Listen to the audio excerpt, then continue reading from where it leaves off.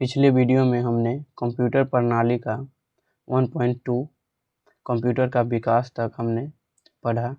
अब शुरू करेंगे 1.3 का कंप्यूटर मेमोरी। तो चलिए शुरू करते हैं।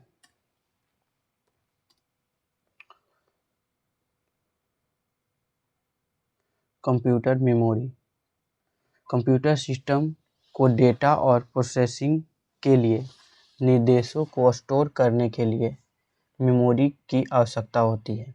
जब भी हम कंप्यूटर सिस्टम की मेमोरी की बात करते हैं तो आमतौर पर हम मुख्य या प्राथमिक मेमोरी की बात करते हैं। द्वितीयक मेमोरी, जिसे स्टोरेज डिवाइस भी कहा जाता है, का उपयोग डेटा, निर्देश और परिणामों को अस्थायी रूप से भविष्य में उपयोग के लिए स्टोर करने के लिए किया जाता है।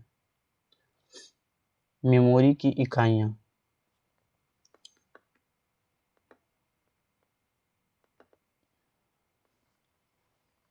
कंप्यूटर सिस्टम डेटा को स्टोर और प्रोसेस करने के लिए बाइनरी नंबरों का उपयोग करता है। बाइनरी अंक यानी 0 और 1 जो मेमोरी की मूल इकाइयाँ हैं, बिट्स कहलाते हैं। 0 और 1 जो मूल इकाइयाँ हैं, इसे बिट्स कहते हैं। इसके अलावा ये बिट्स मिलकर शब्द बनाते हैं। 4 बिट शब्द को निबल कहा जाता है। निबल के उदाहरण इस प्रकार हैं: 1001, 1010। एग्जाम्पल है आदि। जो निबल वाले शब्द 2 निबल वाले शब्द यानी 8 बिट शब्द को बाइट कहते हैं। उदाहरण के लिए ये एग्जाम्पल हैं: 0 1 0 0, 0 1 1 0। ये एक एग्जाम्पल है और ये दूसरा और ये तीसरा। किसी भी अन्य मानक इकाई की तरह बाइट्स को मिलाकर बड़ी इकाइयाँ या मेमोरी के ब्लॉक्स बनाए जाते हैं। तालिका 1.1 में स्टोरेज डिवाइस में संग्रहित डेटा के विभिन्न मापन इकाइयाँ दिखाई गई है। यहाँ पे इस डाटा को याद करने के लिए सिंपल एक छोटे से फॉर्म है जो कि सारे डाटा के फर्स्ट वर्ड से मिलता है।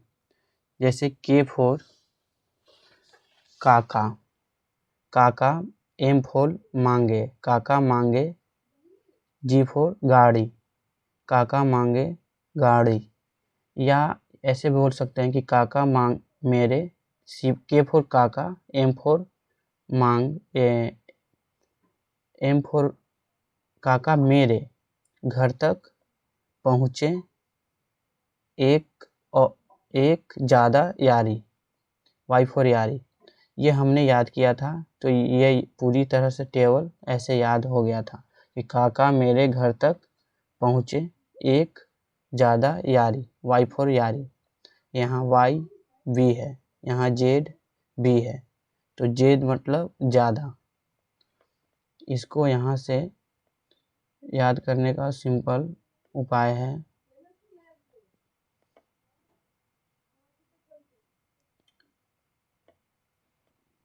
ये है ZB, Z है Z, और ये है Y, और ये है EB E है।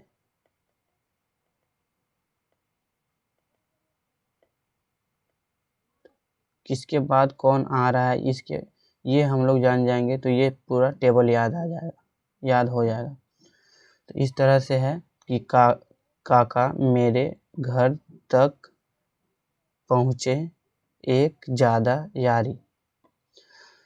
तो इस तरह से है कि kilobyte 1 KB equal to 1024 bytes और 1 MB इक्वल टू 1024 KB और 1 GB इक्वल टू 1024 MB और 1 TB इक्वल टू 1024 GB और 1 पेंटाबाइट इक्वल टू 1024 TB और 1 EB इक्वल टू 1024 PB और 1 ZB इक्वल टू 1024 EB और 1 YB equal to 1024 ZB। Memory के प्रकार। मनुष्य जीवन भर कई चीज़ें याद रखते हैं और निर्णय लेने या इसको हटा देते हैं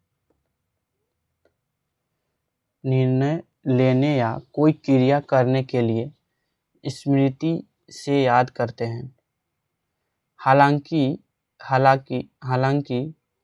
हम पूरी तरह से अपने स्मृति पर निर्भर नहीं करते और हम नोट्स बनाते हैं और महत्वपूर्ण डेटा और जानकारी अन्य माध्यमों जैसे नोटबुक, मैनुअल, जर्नल, दस्तावेज आदि से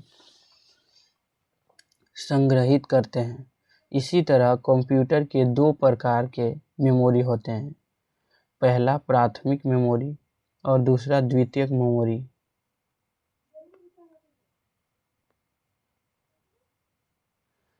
पहला प्राथमिक मेमोरी। प्राथमिक मेमोरी कंप्यूटर सिस्टम का आवश्यक घटक है। इसको हाईलाइट करना है। प्रोग्राम और डेटा को प्रोसेसिंग से पहले प्राथमिक मेमोरी में लोड किया जाता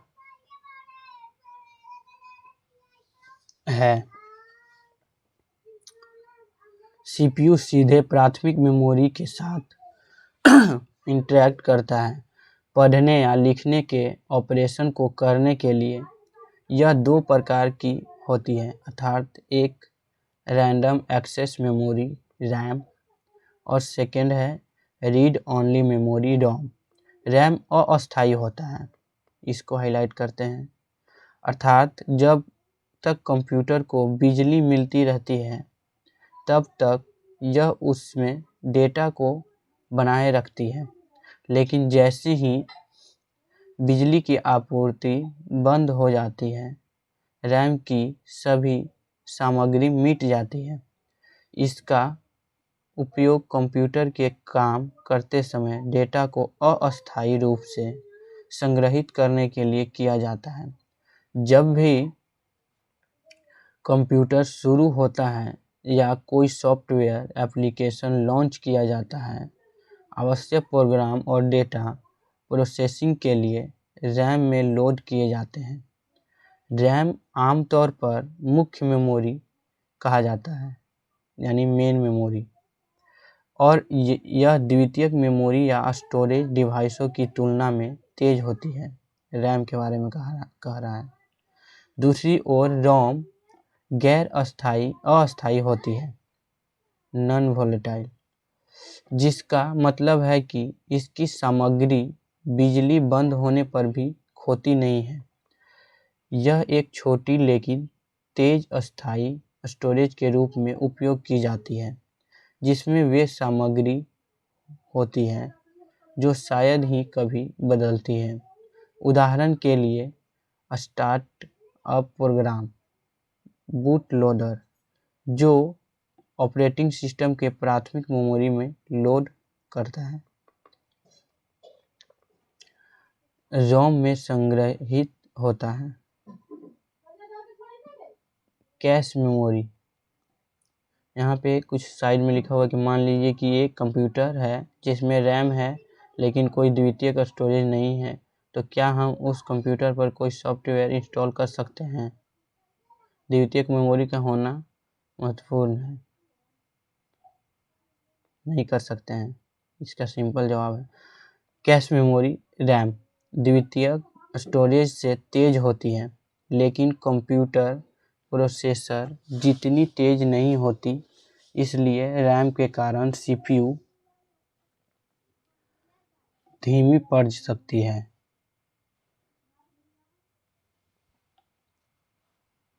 सीपीयू के संचालन को तेज करने के लिए सीपीयू और प्राथमिक मेमोरी के बीच एक बहुत उच्च गति वाली मेमोरी होती है जिसे कैश कहा जाता है। यह अक्सर एक्सेस की जाने वाली प्राथमिक मेमोरी स्थानों से डेटा की प्रतियां संग्रहित करता है, जिससे प्राथमिक मेमोरी से डेटा एक्सेस करने में लगने वाले औसत समय को कम हो जाता है। यहाँ पे बोला जिसमें प्राथमिक मेमोरी से डेटा एक्सेस करने में लगने वाले औसत समय कम हो जाता है।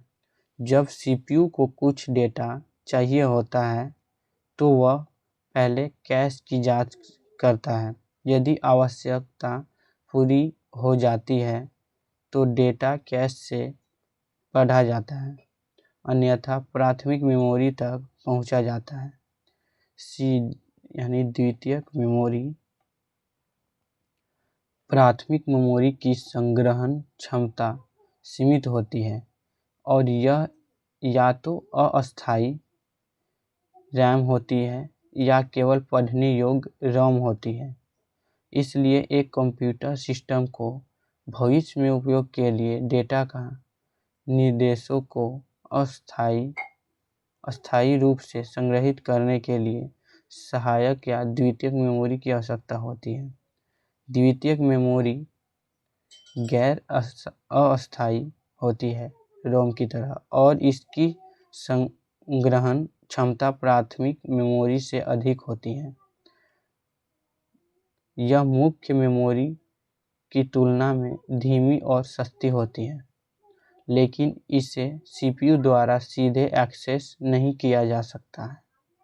द्वितीयक संग्रहण की सामग्री को सीपीयू द्वारा एक्सेस करने के लिए पहले मुख्य मेमोरी में लाना होता है। द्वितीयक मेमोरी उपकरणों के उदाहरणों में hard disk drive, HDD, CD, DVD, memory card आदि शामिल है। एग्जाम्पल में दिखाया गया है, जैसे कि चित्र 1.7 में दिखाया गया है। यहाँ पे pen drive, hard disk, CD, DVD, memory card and tape drive और सॉलिड स्टेट ड्राइव, ये सारे के सारे द्वितीयक मेमोरी यानी सेकेंडरी मेमोरी हैं।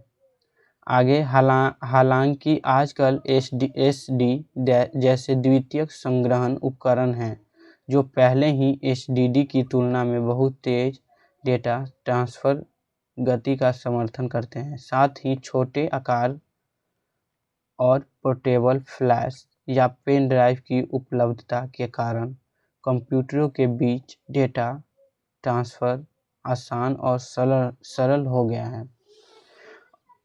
अब नेक्स्ट वीडियो में हम 1.4 में मेमोरी और सीपीयू के बीच डेटा ट्रांसफ़र कैसे होता है ये देखेंगे।